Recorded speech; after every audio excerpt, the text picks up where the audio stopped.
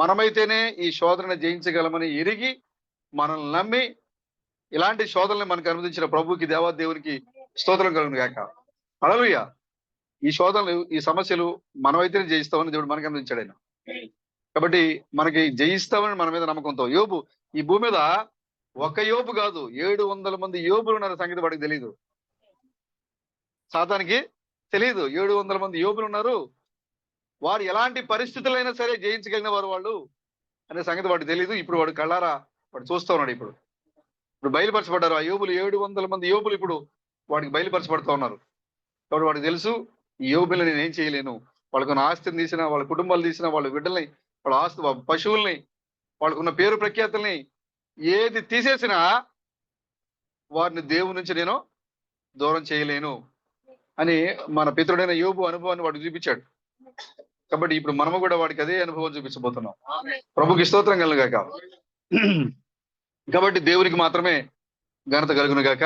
రేపటి నుండి మన మందిర పనులు మరి వేగంగా చేయాలని నేను అనుకుంటున్నాను. దానికోసం మీరు ప్రార్థన చేయండి. కొంచెం ఒక 4-5 రోజుల పాటు మీ సహోదరుల యొక్క అవసరం ఉంటుంది. ఆ పని పూర్తి అయ్యేదాకా కొంచెం మీరందరూ కూడా సహకరించాలని నేను కోరుతున్నాను. ఎందుకంటే వ్యక్తిగతంగా మీ కుటుంబాల్లో కూడా పనులు ఉంటాయి, చూసుకోవాలి. అవి కూడా వాటితో పాటుగా మరి మనం కట్టేది ఈ చివరి మందిరం కాబట్టి ఈ పనిలో కూడా మీరు కూడా చూడండి. జెరుబ్బాబెలు సమయంలో మనం చదువుకున్నాం కదా, దేవుడు ఎవరి హృదయాన్ని ప్రేరేపించారో వారే మందిర పనిలో పాల్గొన్నారు. దేవుని యొక్క మందిర నిర్మాణంలో ఆ పనిలో పాల్గొనడం అనేది మనకు చాలా సంతోషం. డబ్బుల గురించి కాదు ఇక్కడ. పనిలో మనం ఎంత చేసాం, మన వంతు ఎంత, మనం ఇటుక అందించామా, సిమెంట్ అందించామా, లేకపోతే ఇంకేదన్నా చిన్న పని చేసామా అనేది మనకి మన మనసుకి ఎంతో తృప్తినిస్తూ ఉంటుంది. కాబట్టి రేపు మరి పని మరి పరిపూర్ణంగా మొదలుపెట్టి త్వరగా మన మందిరాన్ని ఒక షేపు తీసుకురావాలి, ఒక రూపాన్ని తీసుకొని రావాలని నేను అనుకుంటున్నాను. మరి ఖచ్చితంగా అది రేపు దినమందు ప్రారంభం చేయాలి కాబట్టి ప్రార్థన చేయండి. వీలైన సహోదరులందరూ కూడా మరి రేపు అందుబాటులో ఉంటే మన పనిని త్వరగా మనం తీసుకుని వెళ్ళడానికి మరి అవకాశం ఉంటుంది కాబట్టి ప్రార్థన చేయండి, మీ సహకారాన్ని అందించండి. ఆమేన్. దేవునికి స్తోత్రం కలుగాక. హల్లెలూయా. చిన్న మాటలు చూద్దాం.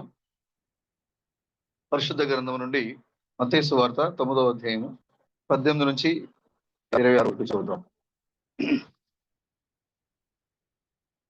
ఆయన మాటలు వారితో చెప్పుచుండగా ఇది ఒక అధికారి వచ్చి ఆయనకు మొక్కి, నా కుమార్తె ఇప్పుడే చనిపోయినది, ఆయనను నీవు వచ్చి నీ చేయి ఆమె మీద ఉంచుము, ఆమె బ్రతుకునేను.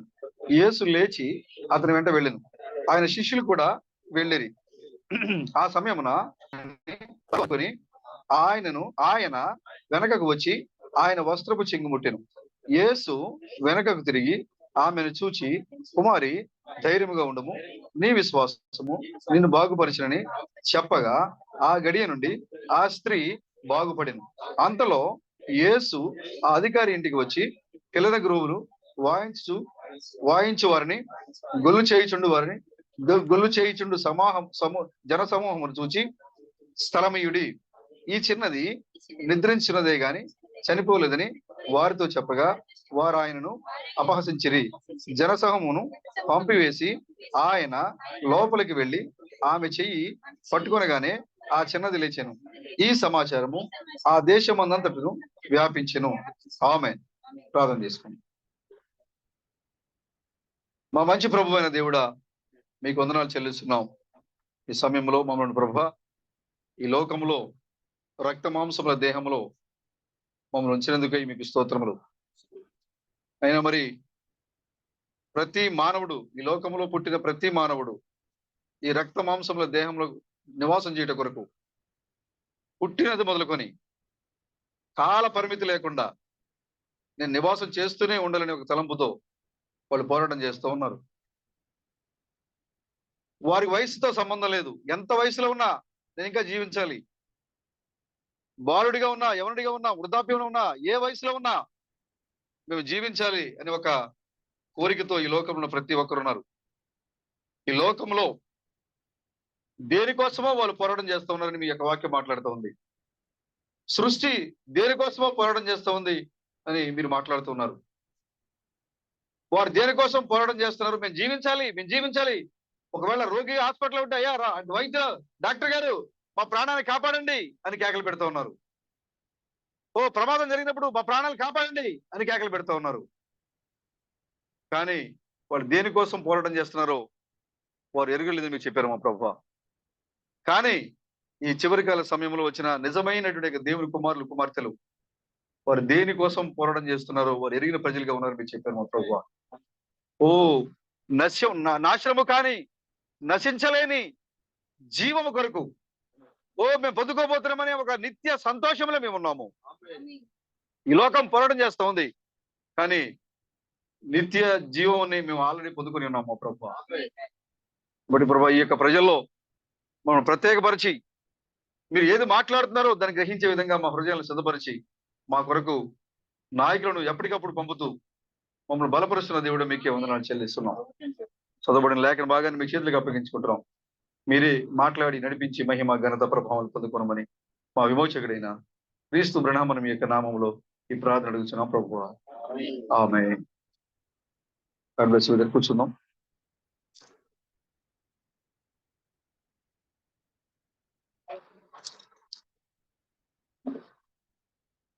గొప్ప దేవుడైన క్రీస్తు బ్రహ్మ నామానికి స్తుతి మహిమ ఘనత ప్రభావములు ఇప్పుడు ఎల్లప్పుడు కలుగును గాక. హల్లెలూయా. ఈ సమయంలో దేవుని యొక్క సన్నిధిలో కలుసుకుని పరిశుద్ధులతో సహవాసం చేయడానికి ప్రభు మనకి ఇచ్చిన గొప్ప సమయాన్ని బట్టి దేవాది దేవుడైన క్రీస్తు బ్రహ్మకి ఘనత కలుగును గాక. దేవుడు మాట్లాడుతున్నప్పుడు ఆయన స్వరాన్ని పట్టుకునేవారు బహు కొద్ది మంది మాత్రమే ఉంటారు. ఈ లోకంలో ఆయన బహిరంగ మీటింగ్లు ఏర్పాటు చేసి బహిరంగ ప్రదేశాల్లో సందేశాలను ఆయన అందించినా కూడా బహు కొద్ది మంది మాత్రమే ఆయన మాటను తీసుకోగలిగారు. మిగతా వాళ్ళకి అర్థం కాల. బహు కొద్ది మంది మాత్రమే తీసుకోగలిగారు. నా చిన్న అనుభవం ఏంటంటే, మేము హాస్పిటల్ దగ్గరికి వెళ్ళినప్పుడు సార్మూల దగ్గర కారు తీసుకెళ్ళాం. అది అక్కడ పార్క్ చేసి పెట్టా నేను. నేను పెట్టినప్పుడు ఒకటే 100 మంది. నైట్ మేము ఎప్పుడు తెల్లవారుజామున వెళ్ళాం, అక్కడ ఒకటే పెట్టాం మేము. సతీష్ గారు నేను వెళ్ళినప్పుడు పార్క్ చేసాం అక్కడ ఒకటే ఉంది. తర్వాత తెల్లారే పేషెంట్లు బాగా ఎక్కువగా వచ్చేసారు అక్కడికి. అందరూ కార్లో వేసుకొచ్చారు. ఆ కార్ల మధ్యలో చుట్టూ దాన్ని పెట్టేశారు. మన కారుకి చుట్టూ కార్లో చాలా కార్లు పెట్టారు. కొంతసేపు నాకు అది కనపడలా. అంటే చుట్టూ ఉన్నాయి, లోపలికి వెళ్ళడానికి మార్గం కనపడతలే. అది ఎక్కడుందో తెలియాలి. అప్పుడు ఏం చేయాలి? మన చేతిలో ఏముంటది? రిమోట్ ఉంది. అక్కడ చాలా కార్లు ఉన్నాయి, పదుల సంఖ్యలో కార్లు ఉన్నాయి అక్కడ. నా చేతిలో ఏముంది? మన కారుకు సంబంధించిన రిమోట్ నా దగ్గర ఉంది. అప్పుడు అది ఎక్కడుందో గుర్తించడం కోసం నేను ఎదుగుతుంటే ఆ రిమోట్ నొక్కినప్పుడు అది ఒకసారిగా లైట్ వెలిగి సిగ్నల్ ఇచ్చింది, నేను ఎక్కడున్నా అని. అంటే అక్కడ చాలా పదుల సంఖ్యలో కార్లు ఉన్నా కూడా నా రిమోట్ ఏది రెస్పాండ్ అయింది? మన చేతిలో ఏదైతే కీ ఉందో దానికి సంబంధించిన కారు రెస్పాండ్ అయింది. అలాగే ఇక్కడ ఈ లోకంలో చాలా మంది విశ్వాసులు ఉన్నారు.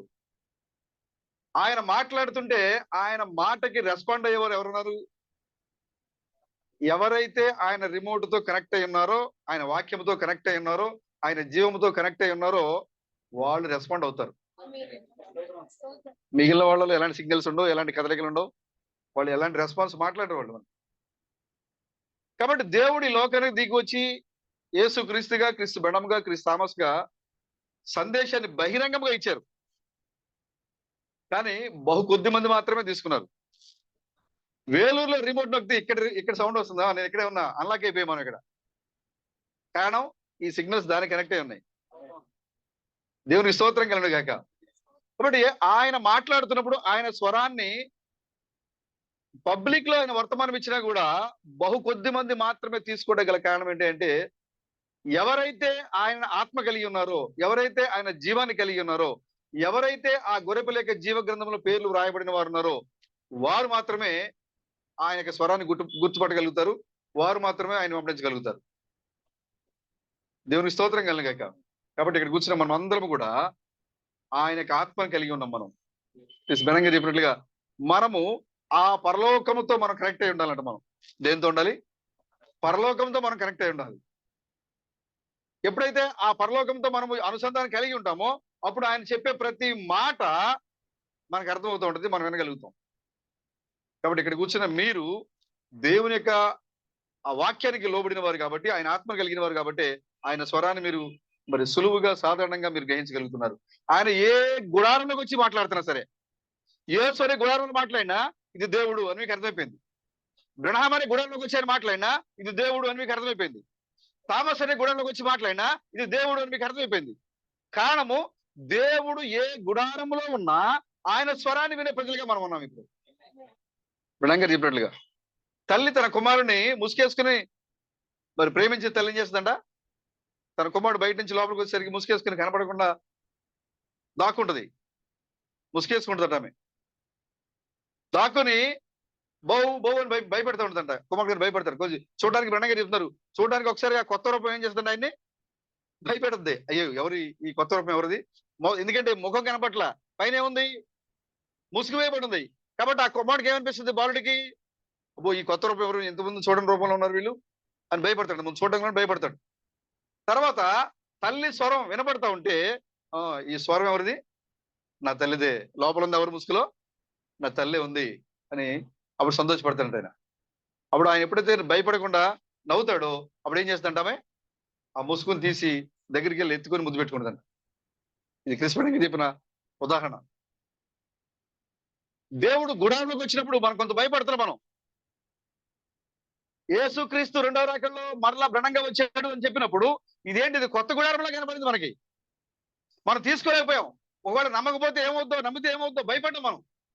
కానీ ఆ సందేశాలను వినడం వల్ల ఈ గుడారం లోపల ఉన్నది ఎవరు? ఆ దేవుడే.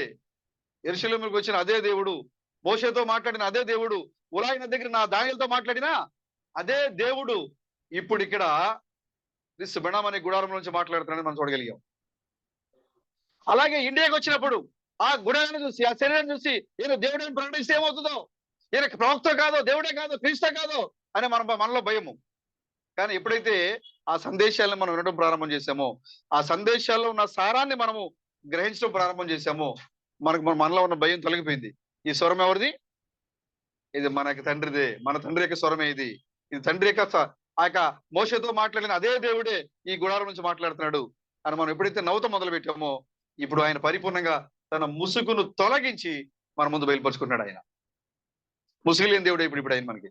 ఇప్పుడు దాకా ముసుగేసుకున్న సంఘంలో ఆయన మాట్లాడాడు. ఇప్పుడు ఆయన ముసుగు లేకుండా సంఘంలో ఆయన మాట్లాడుతున్నాడు ఆయన. ఆమేన్.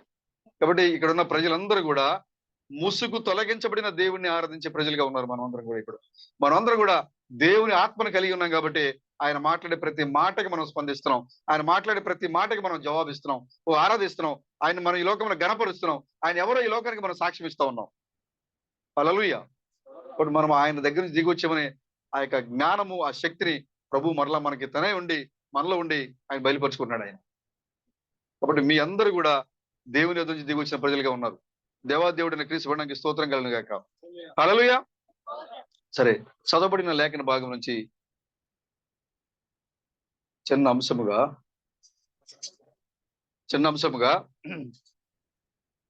స్థలమయుడి అనే చిన్న అంశం కొద్ది నిమిషాలు మనం చూద్దాం. యేసుక్రీస్తు లోకానికి వచ్చినప్పుడు ఆయన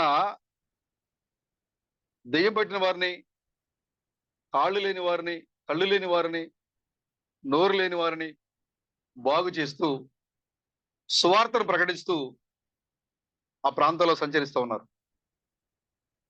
ఒకరోజు ఆయన సువార్తను ప్రసంగిస్తుండగా, చెప్తూ బోధిస్తుండగా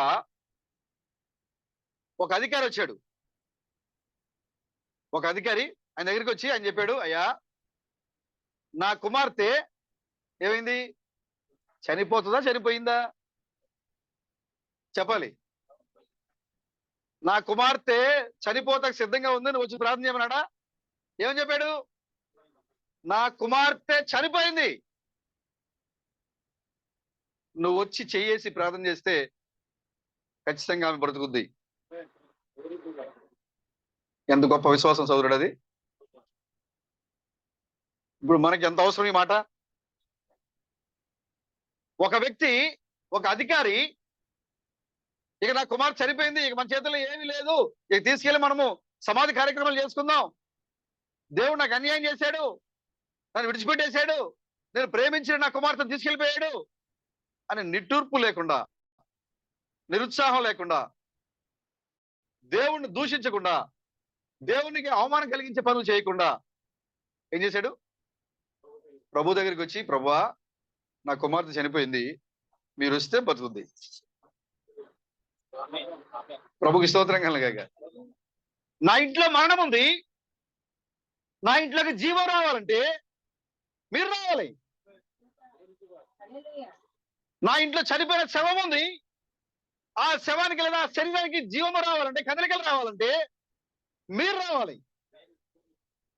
అక్కడ ఆ కుమార్తె భౌతికంగా తన జీవాన్ని కోల్పోయి ఆ యొక్క మంచం పైన కదలలేని స్థితిలో పడుకున్నది, కానీ ఇక్కడ నీవు బ్రతికి ఉన్నావన్న పేరు మాత్రమే నీకుంది, కానీ నువ్వు మృతుడవే.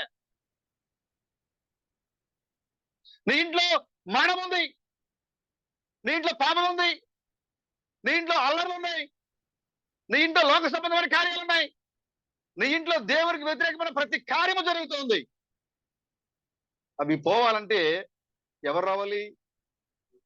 దేవునికి స్థలము లేనంతగా నీ హృదయంలో, నీ ఇంటిలో దేవునికి స్థలము లేనంతగా కిక్కిరిసిపోయి ఉన్నారు నీ ఇంట్లో, నీ హృదయంలో లోక సంబంధమైన కార్యాలతో. ఆయన అంటున్నాడు, ఎప్పుడైతే ఆ అధికారి వచ్చి, అయ్యా నా కుమార్తె చనిపోయింది, మీరు వస్తే చాలు నా కుమార్తె జీవిస్తుంది. ఎంత గొప్ప విశ్వాసం సోదరుడా! మీరు వస్తే చాలు, మీరు చేయి పెడితే చాలు. కానీ ఆ అధికారి ఇంట్లో స్థలం లేదు, ఖాళీ లేదు. ఆయన ఆహ్వానించాడు. ఆయన వచ్చేసరికి ఇంటి దగ్గర పిల్లల గ్రోవు వదిలేవాళ్ళు, డ్రమ్ములు కొట్టేవాళ్ళు, వాయిద్యాలు వాయించేవాళ్ళు, మరో పక్కన బంధువులందరూ కూడా ఏం చేస్తున్నారు? ఏడుస్తున్నారు. ఎందుకంటే అక్కడ ఏం జరిగింది? మరణం. మీకు అర్థమవుతున్నా బ్రదర్? మిగతా క్రైస్తవ సంఘాల్లో బోధించినట్లుగానే మన కథలు బోధించుకోవట్లే. ఇది కథ కాదు. ఇప్పుడు దేవుడు తన సంఘముతో చేస్తున్న కార్యాలు ఇవన్నీ కూడా. ఆ యొక్క ఇంటిలోకి ఆయన వచ్చేసరికి సంగీత వాయిద్యాలను పెడుతున్నాయి, పిల్లల గ్రోవులు ఊతున్నారు, మరోపక్క బంధువులందరూ ఏడుస్తున్నారు. అయ్యో చాలా మంచిది. చూడంగా చెప్తున్నారు, అబ్బాయి ఉండేటప్పుడు ఎంత బాగా మాట్లాడేది, తండ్రి మాట అంటే ఎంత గౌరవం. కొంతమంది ఉంటారు కదా, నిట్టూర్పులు చెప్తుంటారు కదా, చనిపోయిన దగ్గర ఎంత బాగా చేసి, అంతకుముందు బాగా తిట్టేవాళ్ళు, తిట్టడం మాత్రం బాగా తిడతారు. నీకేమైంది, నువ్వు అది ఇది తిడతా ఉంటారు. కానీ చనిపోయేసరికి ఎక్కలేని ప్రేమ వచ్చేస్తుంది. ఎంత మంచిదని మొన్నే వచ్చింది నా దగ్గరికి, నిట్టూర్పు కలిగించే మాటలు చెప్తుంటారు. ఇవన్నీ జరుగుతున్నాయి అక్కడ. ఆ కుటుంబం గురించి వాళ్ళు మాట్లాడుకుంటున్నారు అక్కడ. తండ్రితో తనకున్న అనుభవాన్ని, కుమార్తె తల్లితో ఉన్న అనుభవాన్ని, చుట్టుపక్కల వారితో ఉన్న అనుభవాన్ని వారు అక్కడ ఏం చేస్తున్నారు? మాట్లాడుకుంటున్నారు. ఆయన వచ్చేసరికి ఆ ప్రాంతంలో ఖాళీ లేదు, అందరూ కూడా నిండిపోయారు, జనసమూహం అంతా కూడా. ప్రభు అక్కడికి వచ్చి అన్న మాట ఏంటంటే, నాకు స్థలమేయండి. అక్కడ నేను క్రియేట్ చేయాలంటే ఏం జరగాలి? ఖాళీ కావాలి. దేవుడు నీ హృదయంలో పనిచేయాలంటే నీ హృదయం ఖాళీగా ఉండాలి. దేవుడు నీ హృదయంలో క్రియ చేయాలంటే నువ్వు స్థలం ఇవ్వాలి ఆయనకి. ఆయన చెప్పేదాకా నువ్వు ఆగాలి. అది ఎలాంటి కార్యమైనా ఆయన చెప్పే వరకు నువ్వు ఆగాలి. ఒకవేళ నీ ఇంటిలో చనిపోయిన వారు, నిజంగా నిర్జీవం కలిగిన వారు అలాగే ఉన్నా కూడా దేవుని చిత్తము నీ దగ్గరికి వచ్చేదాకా కూడా నువ్వు ఆగాలి. ఆయన అంటున్నాడు, నా కుమార్తె చనిపోయింది. బోధకుడా, నా కుమార్తె చనిపోయింది. ఆ కాలంలో ఉన్న బోధకులు ఆయన ఏమంటున్నారు? లూకా సువార్త 20వ అధ్యాయంలో మనం చాలాసార్లు చూసాం. రెండు తరగతి ప్రజలు. ఎవరు? రెండు తరగతి ప్రజలు కొంతమంది పెద్దలు తీసుకొని వచ్చారు. లూకా సువార్త 20వ అధ్యాయం చూడండి ఒకసారి. లూకా సువార్త 20వ అధ్యాయము 1వ వచనం నుంచి. ఆ దినములలో ఒకనాడు ఆయన దేవాలయములో ప్రజలకు బోధించుచు సువార్తను ప్రకటించున్నప్పుడు ఎవరెవరు చూడండి వీళ్ళు? ప్రధాన యాజకులను, శాస్త్రులను, పెద్దలతో కూడా ఆయన మీదకి వచ్చారంట. ఎవరి మీదకి? యేసు క్రీస్తు బోధ చేస్తా ఉంటే, సువార్త పరిచయం చేస్తా ఉంటే ఎవరు? ప్రధాన యాజకులు అంటే ఎవరు ఆ రోజుల్లో? ఎవరు బ్రదర్? ఇప్పుడు ఎలాగైతే క్రైస్తవ సంఘాల్లో మేము పాస్టర్లమి, మేము అపోస్తులమి, మేము ప్రవక్తలమి, మేము సువార్థికులమి అని పిలువబడుతున్న వారు ఉన్నారో, ఆ రోజుల్లో వారిని ఎవరు పిలిచారు? ప్రధాన యాజకులు, శాస్త్రులు, పరిసయ్యులు, సద్దుకైలు. సద్దుకైలు 2 రకాలు ఉన్నారు. పునరుత్థానం ముందే నమ్మే సద్దుకైలు, పునరుత్థానము లేదు అని నమ్మేటువంటి సద్దుకైలు. ఇవన్నీ కూడా ఆ కాలంలో ఉన్న బోధకులు. యేసుక్రీస్తు దేవాలయంలో బోధిస్తూ ఉంటే, ఆ ప్రాంతంలో బోధిస్తుంటే ఆయన్ని ఆపాలని, ఆయన బోధ తప్పు అని చెప్పాలని, ఆయన బోధకుడు కాదు అని చెప్పడానికి, అబద్ధికుడు అని చెప్పడానికి శాస్త్రులు, పరిసయ్యులు ఎలా వచ్చారంటే, ఆ ప్రాంతంలో కొంతమంది పెద్దలను తీసుకుని ఆయన మీదకి వచ్చారు, అంటే తగుకు వచ్చారు. ప్రభువుకు తెలుసు కదా, సమయానుకూలంగా ఏం మాట్లాడాలో జ్ఞానం ఇచ్చేవాడు దేవుడే అన్నాడు. ఏం చెప్పాలి, ఏం మాట్లాడాలని మనం చింతించాల్సిన అవసరం లేదు కదా. వాళ్ళందరూ ఒకేసారికి ఆయన మీదకి వచ్చారు. ఎప్పుడు చూడండి అదేం జరుగుతుంది చూడండి. ప్రధాన యాజకులను, శాస్త్రులు, పెద్దలను కూడా ఆయన మీదకి వచ్చి, నీవు ఏ అధికారము వలన ఈ కార్యములు చేయించున్నావో, ఈ అధికారము నీకెవడు ఇచ్చినో మాతో చెప్పుమని ఆయన అడిగారు. ఏం బ్రదర్, మీకు ఏ సంస్థ మీకు ట్రైనింగ్ ఇచ్చింది? నువ్వు పాస్టర్ గా ఉండాలని ఏ సంస్థ నీకు ట్రైనింగ్ ఇచ్చింది? నువ్వు వాక్యం చెప్పాలని ఏ సంస్థ నీకు ట్రైనింగ్ ఇచ్చింది? నీ దగ్గర ఉన్న అధికారం ఏంటి? ఎవరిని నువ్వు కాపరిగా నియమించారు? నువ్వెందుకు సమాజంలో తిరుగుతూ, యూదుల మధ్య తిరుగుతూ యూదుల్ని కలవరం చేస్తున్నావు? యూదుల యొక్క విశ్వాసాన్ని కలవరపరుస్తున్నావు? యూదులకి దేవుడు యెహోవా, యూద ఆచారాలు వేరు, యూద సిద్ధాంతాలు వేరు, యూద పద్ధతులు వేరు. కానీ నువ్వేం చేస్తున్నావు? యూద పద్ధతులకి, యూద ఆచారాలకి, ధర్మశాస్త్రానికి వ్యతిరేకంగా బోధిస్తున్నావు. యేసు నిన్ను ఎవరు బోధకుడిగా ఎన్నుకున్నారు? నిన్ను బోధకుడిగా నీకు సర్టిఫికెట్ ఇచ్చారు? నువ్వు మాతో చెప్పు అని అడిగాడు. అప్పుడు ఆయన ఏమంటారు? చెప్తాను. అయితే నేను ఒక మాట అడుగుతాను, దానికి చెప్పండి. అందుకని మీరు పాము వల్ల ఎలా ఉండాలంట? ఉండాలి. మీరు ఎవరైనా వచ్చినప్పుడు భయపడి పారిపోయాయో, నేను మాట్లాడలేను, చెప్పలేను, నా వల్ల కాదు అని మీరు అనుకోవాల్సిన అవసరం లేదు. అంటే మీరు అలా అనుకుంటున్నారంటే మీ స్వబుద్ధి మీద ఆధారపడుతున్నారు. మీరు మీ స్వబుద్ధితో నువ్వు ఎప్పుడు కూడా వాక్యాన్ని నిరూపించలేవు. నువ్వు ఎప్పుడైతే దేవుని మీద ఆధారపడతావో, అప్పుడు నీవు నమ్ముతున్న దేవుణ్ణి, నీ దేవుడే, నీలో ఉన్న దేవుడే తను రుజువుపరుచుకుని వాడే అన్నాడు ఆయన. నువ్వు రుజువు చేయాల్సిన అవసరం లేదు. ఎప్పుడైతే వీళ్ళు వచ్చి అడిగారో, శాస్త్రులు, పరిశీలి వచ్చి పెద్దలతో వచ్చి, ఏ అధికారం నీకు ఎవరిచ్చారు? నీకు ఈ అధికారం ఎందుకు బోధిస్తున్నావు నువ్వు మా ప్రాంతాల్లో? నీకు ఎవరు చెప్తే మా యూద ఆచారాలను నువ్వు మారుస్తున్నావు?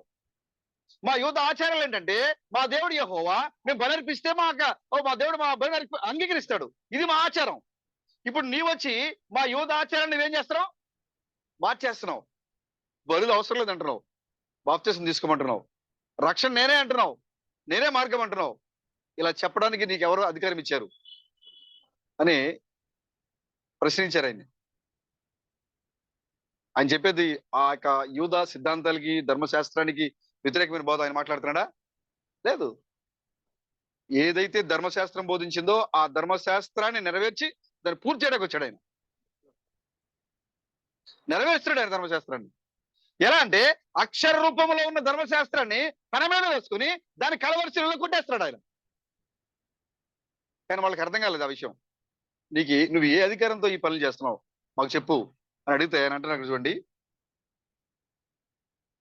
అప్పుడు ఆయన అన్నారు చూడండి, అందుకే ఆయన 3వ వచనం, అందుకే ఆయన, నేను మిమ్మల్ని ఒక మాట అడుగుతున్నాను. వాళ్ళు అడిగారు కదా, తిరిగి క్వశ్చన్ వేస్తున్నారు. నేను కూడా ఒక మాట అడుగుతా, దానికి కూడా నాకు సమాధానం చెప్పండి.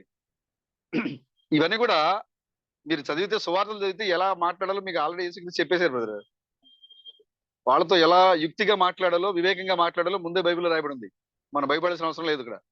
మనం బైబిల్ చదవకపోవడం వల్ల మనం ఎవరైనా వచ్చి పాస్టర్ వచ్చాడు లేకపోతే ఇంక వేరే వ్యక్తి వచ్చి మనల్ని అడుగుతున్నాడు అని అంటే మనం భయపడుతున్నామంటే ఈ వాక్యం ముందు ఈ ఇప్పటి వరకు చరిత్రలో ఈ వాక్యం ముందు నిలబడి నేను ఓడించాను చెప్పిన వ్యక్తి ఈ లోకంలో ఏ పాస్టర్ లేడు. ఎందుకంటే ఇది మనుషుల ద్వారా వచ్చిన వాక్యం కాదు, ఇది దేవుడే ఈ లోకానికి దిగి వచ్చి ఇచ్చిన సందేశం ఇది. కాబట్టి మనం భయపడాల్సిన అవసరం లేదు. చూడండి ఆయన ఏమన్నా చూడండి, ఈ అధికారం అందుకు ఆయన నేను మిమ్మల్ని ఒక మాట అడుగుదును, అది నాతో చెప్పుడి. యాహాను ఇచ్చిన బాప్తిస్మము పరలోకం నుండి కలిగినదా మనుషుల నుండి కలిగినదా అని వారిని అడిగి చిక్కు ప్రశ్న వేశాడు ఆయన. ఏం వేశాడు? యాహాను బాప్తిస్మం ఇచ్చాడు కదా, ఆ బాప్తిస్మము పరలోకం నుంచి వచ్చిందా లేకపోతే మనుషుల నుంచి వచ్చిందా అని అడిగాడు. ఇప్పుడు ఆయన మీద పడి ఆయన ఏదో చేయాలి, ఆయన అవమానించాలి అని వేగంగా పరిగెట్టుకొచ్చిన బోధకులు ఒకసారిగా ఆలోచనలు పడ్డారు. ఏమని? ఒకవేళ బాప్తిస్మం ఇచ్చి యాహాను ఆయన ఇచ్చిన బాప్తిస్మము పరలోకం నుంచి వచ్చింది అని చెప్పామనుకో, మరి అయితే పరలోకం నుంచి వస్తే మీరు ఎందుకు నమ్మట్లే అంటాడు ఆయన. మరి పరలోకం ఇచ్చింది కదా, మరి మీరు ఎందుకు నమ్మరు అంటాడు ఆయన. ఒకవేళ ఇది మనుషుల నుంచి కలిగింది అని అన్నాం అనుకో, ఆల్రెడీ అక్కడ ఉన్న మనుషులందరూ కూడా ఏం చేశారు? అంగీకరించారు. యాహాను ఒక ప్రవక్తను నమ్ముతున్నారు. ఒకవేళ మనం కనుక వాళ్ళకి వ్యతిరేకంగా ఇది మనుషుల్ని అని అన్నాం అనుకో, వాళ్ళు కోపంతో రాళ్ళతో కొడతారేమో అని ఇది ఎందుకు వచ్చిందిలే మాకు తెలియదు అన్నారంట వాళ్ళు. అవును కానీ కాదు కానీ చెప్పకుండా వాళ్ళు ఏమన్నారు? మాకు తెలియదు అన్నారు. ఆహో మీకు తెలీదా? అయితే నాకు తెలియదు. యేసుక్రీస్తు ఏమన్నారు? అయితే ఇది మీరు అడిగిన ప్రశ్నకు సమాధానం నా దగ్గర కూడా లేదు, నేను చెప్పను. చూడండి 5వ వచనం, వారు మనము పరలోకం నుండి కలిగినదని చెప్పిన యెడల అలాగైతే మీరు ఎందుకైతే నమ్మలేదని ఆయన మనల్ని అడుగును. మనుష్యుల వలన కలిగినదని చెప్పిన యెడల ప్రజలందరూ మనలను రాళ్లతో కొట్టుదురు. ఏలైనగా యాహాను ప్రవక్త అని అందరూ రూఢిగా నమ్ముచున్నారని తమలో తాము ఆలోచించుకొని అది ఎక్కడి నుండి కలిగినదో మాకు తెలియదని ఆయనకు ఉత్తరం ఇచ్చింది. అందుకు యేసు, ఏ అధికారం వలన ఈ కార్యములు చేయుచున్నానో నేను మీతో చెప్పనని వారితో నేను. చూసారా, డిబేట్లు చేయలేదు ఆయన. గంటల వాదోపవాదాలు లేవు అక్కడ. ఒకే ఒక చిక్కు ప్రశ్న వేసి పట్టుకోవాలనుకున్నారు వాళ్ళు. దానికి తిరిగి చిక్కు ప్రశ్న వేశాడు ఆయన. మీరు ఇది చెప్పారనుకో నేను చెప్పేస్తా. వాళ్ళందరూ మాకు తెలియదు అన్నారు. అయితే నాకు తెలియదు. ఇంకా క్వశ్చన్ ఏముంది అక్కడ? ఏం లేదు అక్కడ. వాళ్ళు కావాలని వచ్చారు. చూడండి కిందకి వెళ్తారు చూడండి, 19వ వచనం చూడండి. ప్రధాన యాజకులను శాస్త్రులను తమ్మును తాము ఈ ఉపమానం మళ్ళా ఏం చేశారు? మళ్ళా గాయపరిచి పంపించారు.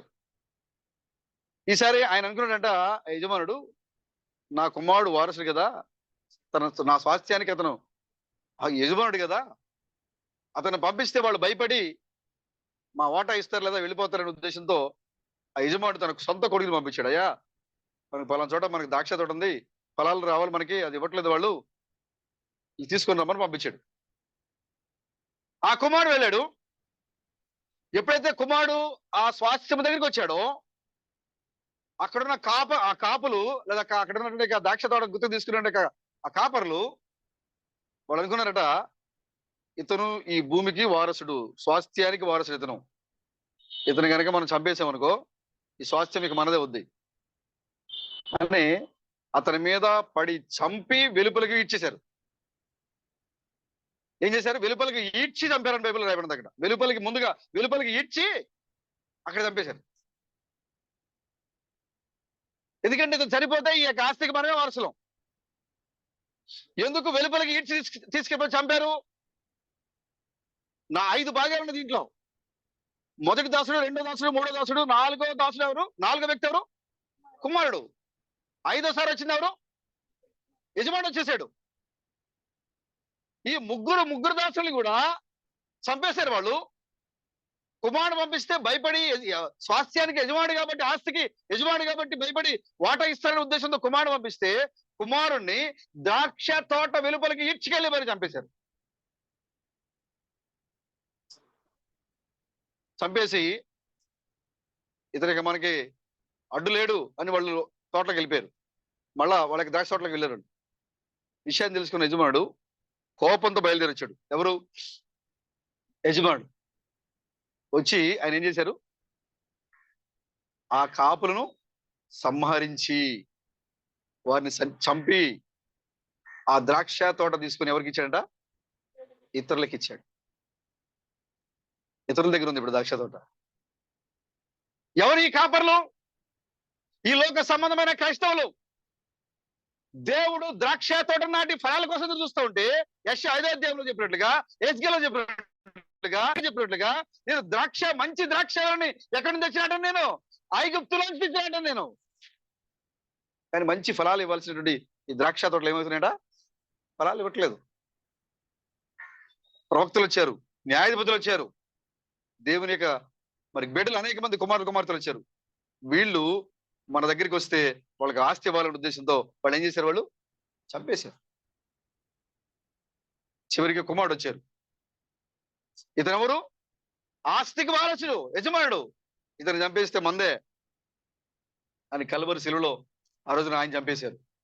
కుమారుడు మరలా వచ్చాడు, క్రీస్తు భిన్నముగా ఈ లోకానికి వచ్చాడు. మరలా పండ్ల కాలంలో పంపడే కుమారుడికి వచ్చాడు, మరలా ఆయన చంపేశారు. ఈ చివరికాల సమయంలో మరలా నిజమైన పండ్ల కాలంలో ఈ దినంలో మరలా వచ్చాడు కుమారుడు. ఈ యొక్క ప్రవచనము 3 సార్లు జరుగుతూ ఉంది. యేసుక్రీస్తు కాలంలో, క్రీస్తు భిన్నం కాలంలో, ఇప్పుడు మన కాలంలో. ఇప్పుడు యజమానుడు వచ్చి కుమారుణ్ణి చంపుతున్నారు. అప్పుడు భౌతికంగా చంపారు, ఇప్పుడు ఆత్మీయంగా చంపుతున్నారు. యజమానుడు వచ్చి వారి చేతుల్లో ఉన్నటువంటి కాపుల చేతుల్లో ఉన్నటువంటి ద్రాక్ష తోటను విడిపించి, స్వాస్థ్యాన్ని విడిపించి, ఆస్తిని విడిపించి ఆయన ఇతరులకు మరలా ఇచ్చాడు. క్రైస్తవుల చేతిలో ఉన్న ఆస్తిని ఈ లోకంలో దేవునికి సంఘాన్ని దోచుకు తింటున్న కాపల చేతుల్లోంచి, అబద్ధ బోధకుల చేతుల్లోంచి ఆ యజమానుడు దిగి వచ్చి నా చేతుల్లో మరలా ఈ ద్రాక్ష తోటను పెట్టాడు. ఆయన అక్కడ ఫలాలు ఇవ్వలేదనే వారిని సంహరించాడు ఆయన. అవునా బ్రదర్? అక్కడ ఫలాలు ఇవ్వలేదు కాబట్టి వాళ్ళు సంహరించి ఆ ద్రాక్ష తోటను స్వాధీనం చేసుకుని ఇతరులకు ఇచ్చాడు ఆయన. ఇప్పుడు ఈ క్రైస్తవ లోకము ఫలాలు ఇవ్వలేదు కాబట్టి, ఈ క్రైస్తవ లోకము దేవుని స్వాస్థ్యాన్ని దొంగిలించాలనే ఈ యొక్క సాతాను వారిలో ఉండి కుట్ర చేసింది కాబట్టి వారిని సంహరించి ఆయన ఆ స్వాస్థ్యాన్ని నీకు ఇచ్చాడు. ఇప్పుడు మరి నీలో ఫలాలు లేకపోతే ఆ ఇతరులు ఎవరే కాదు, ఇక్కడ కూర్చున్న మనమే. ఈ స్వాస్థ్యాన్ని వాళ్ళు దొంగిలించాలని చూశారు. ఏదైనా వాడు దొంగిలించాడు. ఇది వాడి చేతిలో ఉంది. వాడు దేవునికి కావాల్సిన స్వాస్థ్యాన్ని, ఆరాధనని, దేవునికి కావాల్సిన మహిమని వాడు ఇవ్వట్లేదు.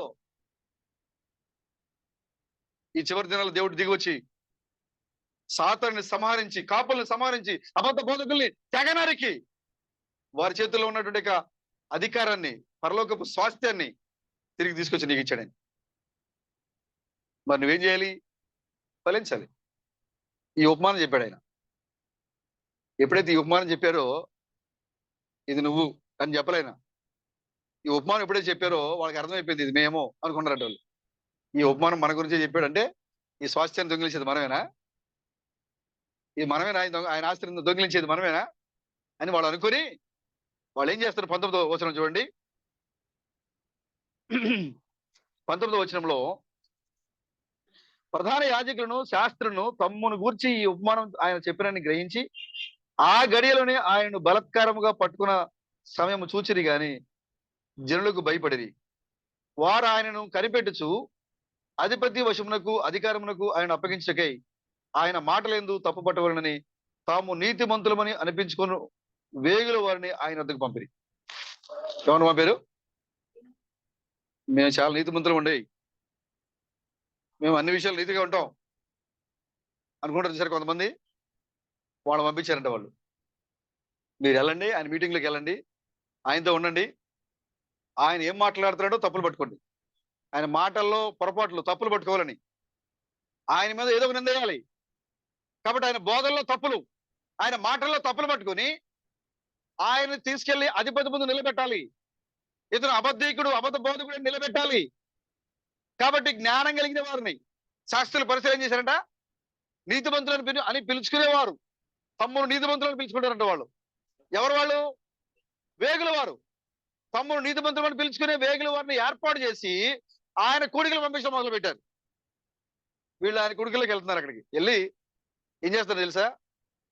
తెలివిగా, యుక్తిగా ఆయనతో మాట్లాడుతున్నారు. ఆయన ఏమంటారు? వాళ్ళు ఆయన్ని పొగుడుతున్నారు. బోధకుడా, మిగతా వాళ్ళందరూ కూడా నువ్వు అబద్ధకుడివి, నువ్వు అక్రమంగా పుట్టిన వాడివి, నువ్వు దెయ్యం పట్టిన వాడివి, దెయ్యాలకు అధిపతివి అని తిడతా ఉంటే ఈ వేగులు వారు ఏమన్నారు తెలుసా? బోధకుడా అని పిలిచారు. ఎందుకంటే కపటోపాయములు వాళ్ళవి. ఆయనలో ఉన్న తప్పులు పట్టుకోవాలి, ఆయన ఏం మాట్లాడతాడో వినాలి, చిక్కులు పెట్టాలి, ఏదో విధంగా ఆయన పట్టుకోవాలి, ఈయన అబద్ధం నిరూపించాలి, అనేక మంది ముందు ఇతను అబద్ధ బోధకులని చెప్పాలి అని ఒకే ఒక కుట్రతో శాస్త్రులు పరిసయులు వేగుల వారిని సిద్ధం చేశారు. వీళ్ళు ధర్మశాస్త్రంలో ప్రావీణ్యత కలిగిన వారు. వీళ్ళు ధర్మశాస్త్రంలో అన్ని విషయాల గురించి చక్కగా బోధించగలిగిన వేగుల వారు వీళ్ళు. మేము నీతిమంతులము, ఈ లోకంలో ఈ కాలంలో మేమే నీతిమంతులము అని చెప్పుకునే వేగుల వారు వాళ్ళు. వాళ్ళు వచ్చి ఆయన ప్రసంగాలు వినడం మొదలు పెట్టారు. ఆయనతో మాట్లాడుతున్నారు. చూడండి ఏమన్నారు 11:21 వచనంలో, వారు వచ్చి బోధకుడా నీవు న్యాయముగా మాట్లాడుచును బోధించుతున్నావు. చూసారా, నువ్వు న్యాయం చాలా చక్కగా మాట్లాడుతున్నావు, నువ్వు చెప్పేది న్యాయం. ఎందుకంటే ఆయన బాధ కలగకుండా మాట్లాడుతున్నారు. ఎందుకంటే ఆయన ఒకవేళ బాధ కలిగిస్తే ఆయన మాట్లాడేమో, దూరంగా వెళ్ళిపోతాడేమో అనే ఉద్దేశంతో ఆయన పట్టుకోవాలని వాళ్ళు యుక్తితో తెలివిగా మాట్లాడుతున్నారు. ఏమనంటే, నీవు న్యాయముగా మాట్లాడుచును బోధించున్నావు, నీవు ఎవరి యందును మోమాటము లేక. నువ్వు వాక్యం చెప్పేటప్పుడు ఎవరిని నువ్వు ముఖస్థ చేయట్లా, మోమాటం లేదు నీకు. సతీష్ గారు మంచోడు, రమేష్ గారు మంచోడు, ఆయన అంటే మోమాటం కోసం చెప్పకుండా ఉంటాం. ఒకటి ఏదైనా పొరపాటు చేస్తే గద్దించుకుంటూ ఉంటాం, అలా చేయట్లేదు ఆయన. ఆయన తనకు వాక్యానుసారంగా తనకి ఏదైతే కనబడుతుందో దానిని మోమాటము లేకుండా చెప్పువాడవు నీవు అని వాళ్ళు అంటున్నారు అక్కడ. మోమాటము లేక సత్యముగానే దేవుని మార్గమును బోధించున్నావని ఎరుగుదుము అడిగారు వాళ్ళు. వాళ్ళు ప్రశ్నలు అడుగుతున్నారు అక్కడ. కైసరికి పన్ను వల్ల ఇవ్వకూడదా? ఒక స్త్రీకి పెళ్ళయింది, 5 భర్తలు ఉన్నారు, ఆమె చనిపోయింది. ఆమెకి ఎవరు ఇందులో ఈ 5 ఎవరు భర్తలుగా ఉంటారు? దేనికోసం అడుగుతున్నారు వీళ్ళు? ఈ ప్రశ్నలు ఎందుకు వేశారు ఆయనని తప్పు పట్టబడినని, ఆయన మాటల్లో తప్పులు వెతకాలి, ఆయన అబద్ధ బోధం చెప్పాలి, ఆయన అబద్ధ బోధం నిరూపించాలి. అదే వారి యొక్క ఉద్దేశం.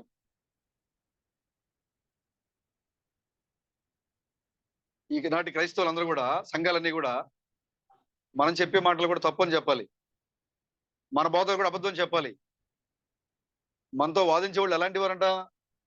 తాము నీతిమంతులమని అనుకునే క్రైస్తవ పాస్టర్లు. మనతో వాదించేది ఎవరు బ్రదర్? ఎవరు చేశారు?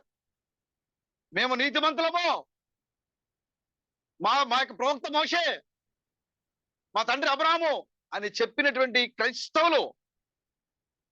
ఆయన అంటున్నాడు, మీరు మోషేని ఎరిగి ఉన్నట్లయినా నన్నును మీరు ఎరిగియుందురు. ఈ క్రైస్తవ సమాజానికి యేసు ఎవరో తెలుసుంటే, క్రైస్తవ సమాజానికి మోషే ఎవరో తెలుసుంటే, ఇప్పుడు ఈ కాలంలో దిగి వచ్చి కారు యాక్సిడెంట్ లో విమోచన తీసుకొచ్చిన ఆయన ఎవరు కూడా ఈ లోకం ఎరిగి ఉండేది. ఆ మోషే ఎవరో తెలియలేదు కాబట్టి, ఆ యేసు ఎవరో తెలియలేదు కాబట్టి, ఈ కాలంలో మన కోసం విమోచన పెట్టినటువంటి, ప్రాణం పెట్టినటువంటి ఆ దేవుడు ఎవరో వాళ్ళకి ఈ లోకానికి అర్థం కాలేదు. ఆ దేవుడి యొక్క పేరేంటి ఈ లోకానికి అర్థం కాలేదు. ఆ దేవుడు ఈ లోకానికి వచ్చి ఏం సాధించి ముగించాడో ఈ లోకానికి అర్థం కాలేదు. ఈ పండ్ల కాలంలో దేవుడు ఆ పంపిన కుమారుడు ఎవరో ఈ లోకానికి అర్థం కాలేదు. అందుకోసమే శిబిరమునకు వెలుపలకు తీసుకుని వెళ్ళి మరి చంపారు యేసుక్రీస్తుని.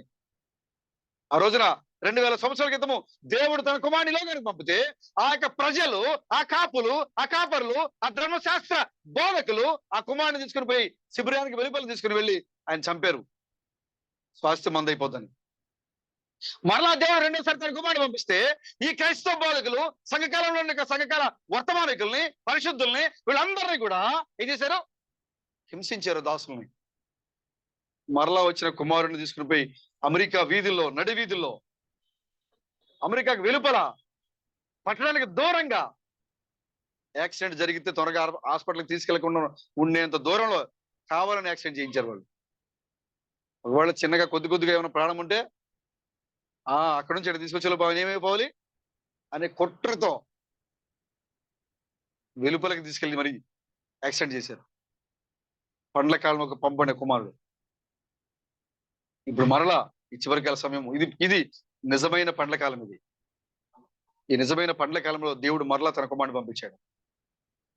ఇప్పుడు ఈ యొక్క అంత్యకాల వర్తమానంలో ఉన్న సహోదరులు, ఈ యొక్క సూపర్ చర్చ్ ఉన్న సహోదరులు ఎవరైతే సూపర్ చర్చ్ అని ముసుగు ధరించుకొని సంఘాల్లో కూర్చున్నారో ఆ యొక్క సహోదరులు మరలా ఆ యొక్క పండ్ల కాలంలో పంపడిన ఈ కుమారుని శిబిరానికి వెలుపల తీసుకుని వెళ్ళి మరలా ఈయన క్రీస్తు కాదు, ఈయన దేవుడు కాదు, ఈయన ప్రవక్త ఆయన మరలా సిలువేస్తున్నారండి. వెలుపలి తీసుకెళ్లి చంపుతున్నారు. వాళ్ళకి అర్థమైపోయింది యేసుక్రీస్తు చెప్పిన ఉపమానం ఎవరి గురించి తెలిసిపోయింది వాళ్ళకి. ఆయన మాటల్లో తప్పు పట్టుకోవాలని, ఆయన బోధలు తప్పని చెప్పాలని, ఆయన అబద్ధికుడు నిరూపించాలని వాళ్ళు ఈ కార్యాలు చేస్తూ ఉన్నారు. కానీ ఆయన యుక్తిగా వారికంటే, ఎందుకంటే ఆయనలో ఉన్నవారు ఎవరు? ఆ సృష్టికర్త, వాళ్ళని సృష్టించిన ఆయన. వాళ్ళు ఏం మాట్లాడతారో, ఏ ప్రశ్న వేస్తారో వాళ్ళకి ఆ ఆలోచన రాక మునిపే చెప్పగలిగిన దేవుడు ఎదురుగా ఉన్న గుడారంలో నిలబడున్నాడు అక్కడ రక్త మాంసాల్లో. కైసరికి పనుంచడం న్యాయమా అని అడిగారు. అప్పుడు అన్నాడు ఒక నాణ్యం తీయడు అన్నాడు. నాణ్యం తీశాడు. ఈ యొక్క నాణ్యం మీద సంతకం ఎవరిది? కైసరిది. కైసరి సంతకం ఉంది కాబట్టి కైసరికి చెల్లించండి. మీ లోపలే ఉంది? ఆత్మ ఉంది. అది ఎక్కడిది? దేవుంది. కాబట్టి దేవునికి చెల్లించండి. దేవునికి చెల్లించండి. కైసరికి చెల్లించండి. అక్కడ ఉన్న వాళ్ళు చాలా యుక్తిగా మాట్లాడారు మీరు. వాళ్ళు అంటారంట అక్కడ చాలా బోధకుడా 28వ వచనం 25వ వచనం అలాగైతే కైసరిను దేవునికి చెల్లించిన వారితో చెప్పాను. వారు ప్రజల ఎదుట ఈ మాటలు తప్పు పట్టనేరక ఆయన ప్రత్యుత్తరమునకు ఆశ్చర్యపడి ఊరుకున్నారు. ఇవన్నీ కూడా దేనికి దేవుడు రాసి పెట్టాడంటే మనము ఎలాగ వారితో మాట్లాడాలో నేర్చుకోవాలి. ఇప్పుడు నేను మాట్లాడలేను, నాకు మాట్లాడుతూ రాదు, నేను వివరించలేను. నువ్వు మాట్లాడాల్సిన అవసరం లేదు. నీ హృదయంలో ఆయనకి స్థలం ఇవ్వండి. ఆయన వస్తాడు రంగంలోకి, ఆయన మాట్లాడతాడు. నీ ఇంట్లో స్థలం ఇవ్వండి, ఆయన వస్తాడు రంగం మీదకి, ఆయన మాట్లాడతాడు, ఆయన క్రియ చేస్తారు. మనం చేయాల్సింది ఏంటంటే ఆయన వచ్చే విధంగా మనం ఖాళీ ఇవ్వాలి. థామస్ గారు చెప్పారు కదా 7వ వర్తమానంలో, ఆటోలో ఇంకొక లెక్కాలంటే ఏం చేయాలంటే ఫుల్ నిండిపోయింది, మరొక లెక్కాలంటే ఏం చేయాలి? సర్దుకోండి. ఎవరు? పరిశుద్ధాత్మ నీలోకి వచ్చి నివాసం ఉండేలాగినా నీతో పాటుగా ప్రయాణించే విధంగా నువ్వు సర్దుకో. ఎప్పుడైతే ఆయన నీలోకి వచ్చాడో నీలో ఉన్న మరణం వెళ్ళిపోతుంది. చూడండి, అప్పుడు దాకా యేసుక్రీస్తు అక్కడికి వచ్చేసరికి ఆ వాతావరణం ఎలా ఉంది బ్రదర్? వాళ్ళందరూ కూడా పిల్లలు ఊతున్నారు, డ్రమ్ములు వాయిస్తున్నారు, వాయిద్యాలు వాయిస్తున్నారు. ఓ పక్కన పాడేది సిద్ధం చేస్తూ ఉన్నారు, మరో పక్కన బంధువులు ఏడుస్తున్నారు. ఓ పాప ఇలాంటిది అలాంటిది, వాళ్ళ నాన్న ఎలాంటి వాడు, ఆ పాప కోసం ఎలా చేశాడు అలా చేశాడు అని అందరూ ఏడుస్తున్నారు. అప్పుడు అక్కడికి వచ్చి ఏమంటారంటే స్థలం ఏంటి? ఎందుకు ఏడుస్తున్నారు మీరు? పాప ఏం చేస్తుంది? నిద్రించున్నదే కానీ ఆమె చనిపోలేదు, మృతి పొందలేదు. అందరూ అపాసం చేశారంట. ఏంటి మాకు తెలీదా? మేము చూడలేదా? గంటల తరబడి మేము ఎక్కడ కూర్చొని మేము ఏడుస్తున్నాం. ఆ పాప యొక్క శరీరం ఎలాంటి కదలికలు లేవు, నువ్వేం చెప్తున్నావు? అపహాస్యం చేశారండి. చూడండి 9వ అధ్యాయంలో చూడండి ఏమన్నారు? 23వ వచనం చూడండి. అంతలో యేసు అధికారింటికి వచ్చి పిల్లల గురువులను వాయించేవారని గొల్లు చేయుచుండు జనసమూహం చూచి స్థలమయుడి, ఈ చిన్నది నిద్రించున్నదే గాని చనిపోలేదని వారితో చెప్పగా వారు ఆయనను అపహసించిరి. జనసమూహము జనసమూహం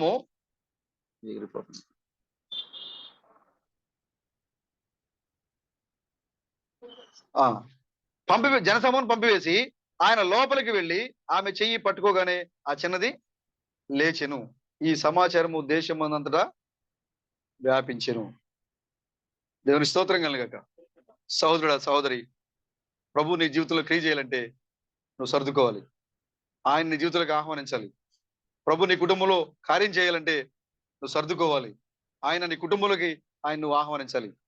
ఎప్పుడైతే ఆ అధికారి చనిపోయి జీవం లేకుండా తన కుమార్తెని మరలా తిరిగి పొందుకుంటాను అనే విశ్వాసంతో ప్రభు దగ్గరికి వెళ్ళాడు. ఈ రోజుల్లో వాక్యము శరీరధారికి ఎక్కడే ఉంది అని ఎరిగి అక్కడికి వెళ్ళి తన ఇంటికి ఆహ్వానించాడు ఆయన్ని. ఎప్పుడైతే ఆ ఇంట్లో ఏడుపులు, అవునా బ్రదర్? ఏడుపులు, బంధువులు, కుటుంబ సభ్యులు అందరూ ఏడుపులు. కానీ ఆ ఇంట్లోకి ఎప్పుడైతే వచ్చాడో ఆయన అంటున్నాడు, ఏడ్చే వాళ్ళందరూ ఒకసారిగా నోరు మోయించాడు ఆయన. ఎందుకు ఏడుస్తున్నారు? ఎందుకు మీరు గొల్లు చేస్తున్నారు? ఎందుకు మీరు ఏడుస్తున్నారు? ఆ చిన్నది నిద్రించున్నది, నిశ్శబ్దం అయిపోయింది. అనగా ఏమైపోయింది? ఆ ఇంట్లో ఏడుపు ఆగిపోయింది. క్రీస్తు ఎప్పుడైతే నీ కుటుంబంలోకి వస్తాడో, క్రీస్తు ఎప్పుడైతే నీ జీవితంలోకి వస్తాడో, క్రీస్తు ఎప్పుడైతే నీ హృదయంలోకి వస్తాడో, నీలో ఉన్న చింత యావత్తు అప్పుడే నిలిచిపోతుంది. నువ్వు చేయాల్సిందేంటి? ఆయనకి స్థలం ఏంటి? నీ హృదయంలో ఆయనకి స్థలాన్ని ఇవ్వండి. నీ సమృద్ధి మీద నువ్వు ఆధారపడద్దు. నువ్వు ఇచ్చేయాలి, అచ్చేయాలి నువ్వేమనుకోవద్దు. ఆయన ఏమనుకోలేదు, ఒక అయిపోయింది కదా తీసుకెళ్ళిపోదాం, సమాజం చేద్దాం అనుకోలేదు అతను. ప్రభు మీద ఆధారపడ్డాడు ఆయన. ప్రభు ఇంటికి వచ్చాడు. ఏడుస్తున్న వారందరి యొక్క కళ్ళల్లో సంతోషం. ఇప్పుడు ఆ చిన్నది లేచింది. ఆయన ముట్టుకోగానే ఆ చిన్నది లేచింది. అక్కడున్న వారందరిని, అవిశ్వాసులందరినీ అవతలకు పంపేశాడు ఆయన. ఖాళీ చేశాడు ఆయన. తను క్రియ చేయగలిగినంత ఖాళీ చేశాడు అక్కడ. ఆ చనిపోయిన చిన్నది జీవంతో తిరిగి లేచేంత ఖాళీ చేశాడు అక్కడ. ఆ స్థలాన్ని మొత్తాన్ని ఖాళీ చేశాడు ఆయన. చేసి ఆ చనిపోయి అనుకున్నటువంటి, నిద్రించున్నటువంటి యొక్క చిన్నదాన్ని చేయి పట్టుకున్నప్పుడు ఆమె లేచి నిలబడింది. ఆమె అప్పటి వరకు ఆ ఇంట్లో ఏడ్పుల ధ్వని, కేకలు, ఆ యొక్క ఆ వాయిద్యాలు, మరణపు డప్పులు, సంగీతము. కానీ ఇప్పుడు ఆ ఇంట్లో ఏమొచ్చింది? ఇప్పుడు సంతోషం. ఇప్పుడు ఎందుకంటే చనిపోయింది అనుకున్న కుమార్తె జీవంతో తిరిగి లేచింది. హల్లెలూయా. కారణము, ఆ అధికారి తన కుటుంబంలో ప్రభువుకి స్థలాన్ని ఇచ్చాడు అక్కడ. సోదరుడ, సహోదరి, నీవు కూడా నీ జీవితంలో ప్రభు గనుక స్థలాన్ని ఇస్తే, శ్రమలో ఉన్నావా, నిందలో ఉన్నావా, అవమానంలో ఉన్నావా, ఇబ్బందులో ఉన్నావా, నీ సొంత నిర్ణయాల మీద కాదు, నీ హృదయంలో ప్రభుకి సమయం ఇవ్వండి, స్థలాన్ని ఇవ్వండి. ఖచ్చితంగా నీ దుఃఖాన్ని సంతోషంగా మారుస్తాడు ఆయన. యెహోషువ వాళ్ళు అడుగుతున్నారు, స్వయంగా చెప్తున్న సందేశంలో, అయ్యా మన దగ్గర పలుగులు లేవే, మన దగ్గర పోల్చగలిగిన సామాగ్రి ఏం లేదే. ఆయన అంటున్నాడు, లేదు లేదు లేదు, మీరు ఊరకే నిలబడి చూడండి, ప్రభు కార్యం చేయబోతున్నాడు. యెహోషువ అంటున్నాడు, మీరు ఆయనకి స్థలం ఇవ్వండి, ఆయనకి స్థానం ఇవ్వండి, ఆయనకి అవకాశం ఇవ్వండి, ప్రభు మీ మధ్యలో క్రియ చేస్తాడు. ప్రవక్త మాట వాళ్ళు విన్నారు, వాళ్ళు స్థలం ఇచ్చారు ప్రభుకి. ఎరుకో గోడలు వాళ్ళ చేతికి దుమ్మంటకుండా మొత్తం కూలిపోయింది. ఎరుకో లోపలికి వెళ్ళడానికి రాజమార్గం ఏర్పడింది ఇప్పుడు వాళ్ళకి. అంతకు ముందు లోపలికి ఎవరు ప్రవేశించలేరు. అలాంటిది ప్రభుకి స్థలం ఇవ్వడం వల్ల ఎరుకో గోడలు మొత్తం కూలిపోయినాయి. ఈ బయట ఉన్న ఇశ్రాయేలు ప్రజలు ఎరుకో లోపలికి ఎలాంటి కష్టం లేకుండా లోపలికి వెళ్ళిపోయారు. మొత్తం నేలమట్టం అయిపోయింది. స్పష్టంగా చెప్తున్నారు, ఆ ఎరుకో గోడలు ఎలా ఉన్నాయి? పైకి ఉన్నాయి. ఒకేసారిగా కిందకి దిగినప్పుడు నేలకు సమానంగా వెళ్ళిపోయింది. రాహాబు వేష ఇల్లు నేలమట్టానికి వచ్చింది. మిగతా భూభాగం అంతా కింద దిగిపోయింది. అక్కడ ఎరుకో సర్వనాశనం అయిపోయింది అక్కడ. కారణము, వాళ్ళు ఏం చేశారు? ప్రభు మీద ఆధారపడ్డారు వాళ్ళు. మోషే వలె. మోషే కూడా ఏమన్నాడు? మీరు ఊరికే నిలబడి దేవుని మహిమ చూడండి, దేవుని కార్యాన్ని మీరు చూడండి, మీరు ఏం చేయాల్సిన అవసరం లేదు. మీరు చేయాల్సింది ఏంటి అంటే, మీ కుటుంబాల్లో, మీ జీవితాల్లో, మీ హృదయాల్లో ప్రభువుకి స్థలం ఇవ్వండి. ఆయన కార్యం చేస్తాడు ఆయన. అది ఎలాంటిదైనా సరే, దుఃఖమా, సంతోషమా, బాధ, సమస్యల, ఇబ్బందుల, అది ఎలాంటిదైనా సరే మీరు ప్రభువుకి స్థలం ఇవ్వండి. ఆయన నీ ఇంట్లోకి వస్తే నీ దుఃఖము సంతోషమైపోతుంది. ఆయన నీ ఇంట్లోకి వస్తే నీ సమస్య మరి పూర్తిగా తొలగించబడుతుంది. ఆ యొక్క అధికారి ఇంట్లోకి ఎప్పుడైతే ఆయన వెళ్ళాడో, చనిపోయినట్టు తన కుమార్తె తిరిగి జీవం పొందుకుంది. ఇప్పుడు ఎప్పుడైతే నీ యొక్క హృదయంలోకి ఆయన వస్తాడో, మరణించాల్సిన నీవు, దుఃఖంలో ఉన్న నీవు, సమస్యలో ఉన్న నీవు విడిపించబడతావు. ఇప్పుడు ప్రియమైన సోదరులారా, మీరు ఆయనకి స్థలాన్ని ఇవ్వండి, ఆయన మీద మీరు ఆధారపడండి.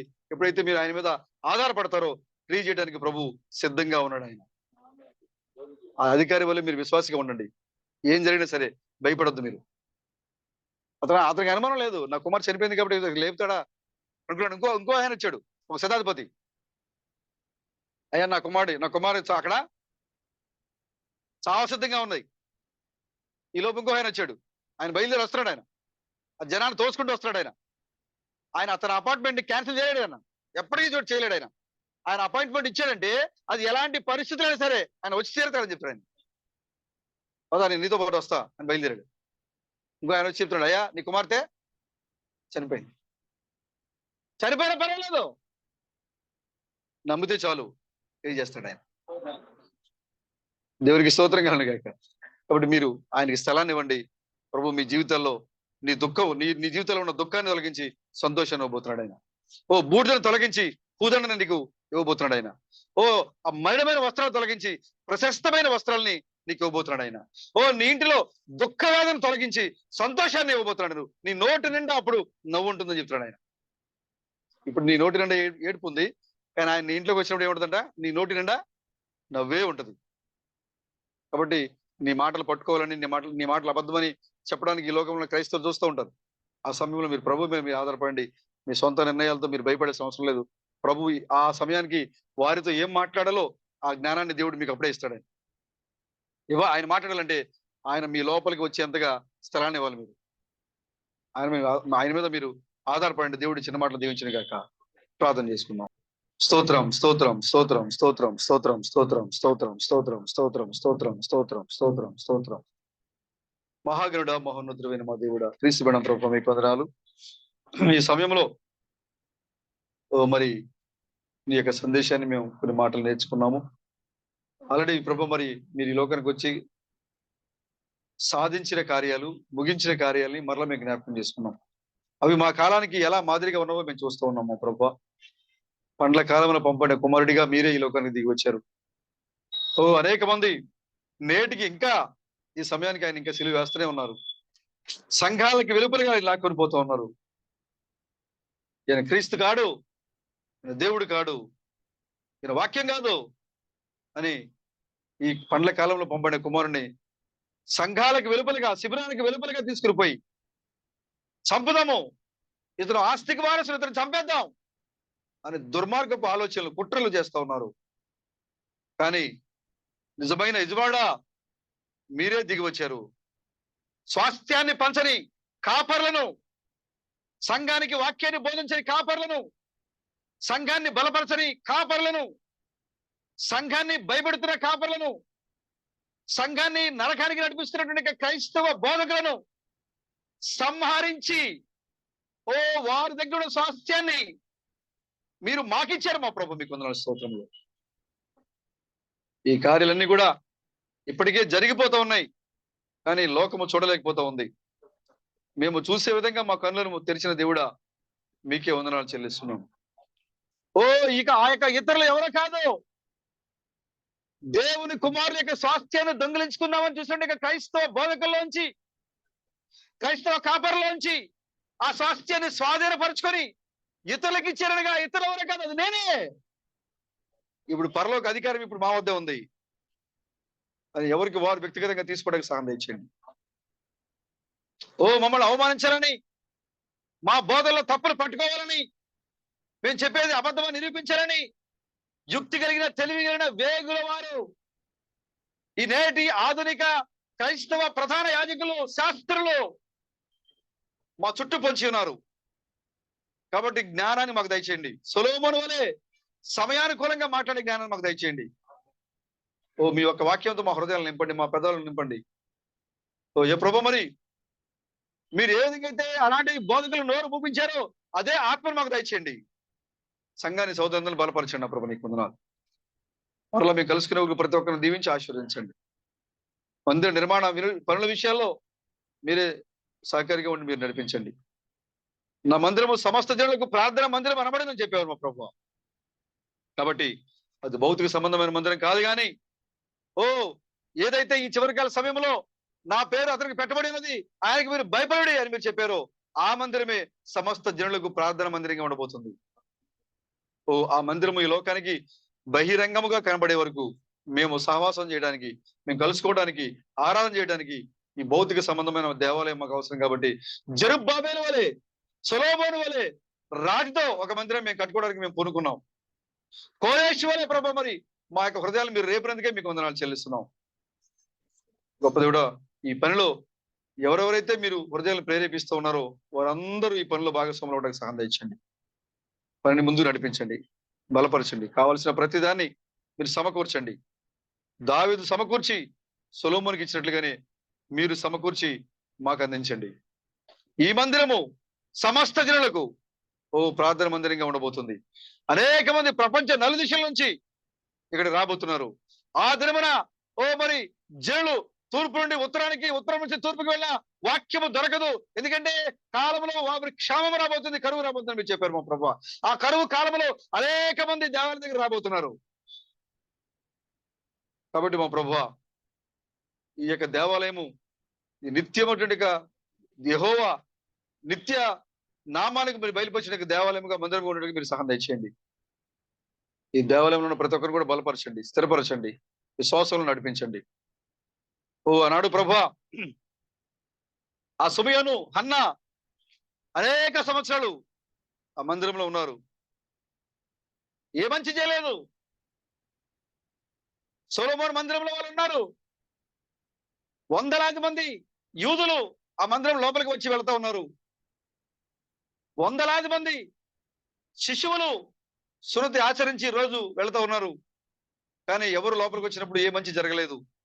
ఒక దినాన ఒక ఉదయాన ఒక కుమారుడు బోసి నోటితో తన తల్లి యొక్క పొత్తిగుడ్డలతో తన తల్లి 2 చేతులతో ఎత్తుకొని లోపలికి వస్తున్నప్పుడు ఆయన తన 2 కాళ్ళను ఆడిస్తూ 2 చేతులు ఆడిస్తూ ఆకాశం వైపు బోసి నోటితో చూస్తున్నప్పుడు ఆ తల్లి ఆ యొక్క చిన్న బాలుని పసి బాలుని ఎత్తుకొని మందిరం లోపలికి అడుగు పెట్టినప్పుడు అన్న పైకి లేచింది, సుమియోను పైకి లేచాడు. ఏదో తెలియని ఒక వైబ్రేషన్, ఏదో తెలియని ఒక అనుభూతి, ఏదో తెలియని ఒక అభిషేకం వారిని తాకింది. సుమియోను నేరుగా వెళ్ళిపోతున్నాడు. మరియ చేతిలో ఉన్న ఆ 8 రోజుల బాలుని ఎత్తుకొని నాదా అని పిలుస్తున్నాడు. ఎంతమంది ఆ శిశువు కంటే ముందుగా అనేక మంది శిశువుల లోపలికి వచ్చారు, కానీ సుమియోను యొక్క హృదయం కదిలించబడలేదు. ఆ శిశువు కంటే ముందుగా వందలాది మంది శిశువులు వచ్చి అక్కడికి సున్నతి ఆచరించి వెళ్ళారు, కానీ కళ్ళు లేని హన్న ఎప్పుడు ప్రేరేపించబడలేదు. ఒక దినాన వాళ్ళ యొక్క హృదయాలు కదిలించబడ్డాయి, ఆత్మ పరవశులైపోయారు. ఆ శిశువు లోపలికి రాగానే లేచి నిలబడ్డారు, ఎదురుగా వెళ్ళిపోయారు. కళ్ళు లేని హన్న తడుముకుంటూ వెళ్ళిపోయింది. మెస్సీయా వచ్చేసాడు, నాకు విడుదల అని తడుముకుంటూ వెళ్ళి ఆ శిశువుని పట్టుకున్నారు. సుమియోను అంటున్నాడు, నాదా ప్రభు యొక్క క్రీస్తుని చూడకుండా నేను చావను అనే ప్రవచనము ఇప్పుడు జరుగుతోంది, నువ్వు నన్ను పోనిస్తున్నావు అని సుమియోను చెప్తున్నాడు. అలాంటి మందిరంగా దీన్ని మరి మార్చండి. ప్రభు, మరి నీవు రాని మందిరంలో ఎన్ని సంవత్సరాలు ఉన్నా ఉపయోగం లేదు, ఎంతమంది లోపలికి వచ్చినా ఉపయోగం లేదు. ఆ శిశువు, ఆ స్త్రీకైన మగ శిశువు మా మందిరంలోకి వచ్చినప్పుడు సుమియోను లేచి నిలబడదు గాక, ప్రభు యొక్క క్రీస్తుని కళ్ళారా చూస్తుంది కాక మా ప్రభు. అలాంటి మందిరంగా మీరు మార్చండి, అలాంటి మందిరంగా మీరు దీవించండి. మాకు ఈ మందిరంలో అలాంటి అనుభవాలు మాకు దయచేయండి. ప్రభు యొక్క క్రీస్తుని కళ్ళారా చూసే భాగ్యాన్ని మాకు దయచేయండి. హన్న వలే మేము లేచి గంతులేచి ఆత్మగా నింపబడే అనుభవం మాకు దయచేయండి. పరిశుద్ధమైన మందిరంగా మీరు మార్చండి. ఇక్కడ మోకరించిన ప్రతి ఒక్కరిని కూడా దీవించి ఆశీర్వదించి నడిపించి మీరే మహిమ ఘనత ప్రభావాలు పొందుకునమని, రాజులకు రాజుగా ప్రభువులకు ప్రభువుగా పెండ్లి కుమారునిగా మా మధ్యకి రాబోతున్న మా విమోచకుడైన క్రీస్తు బ్రహ్మను మీ యొక్క నామంలో ఈ ప్రార్థనలను అడుగుచున్నాం ప్రభువా, ఆమేన్. Christ when hum never fails, Christ when hum never fails. Hallelujah, hallelujah. Christ when hum never fails indeed. He's coming very soon. He's coming very soon. He's coming very soon indeed. Hallelujah, hallelujah.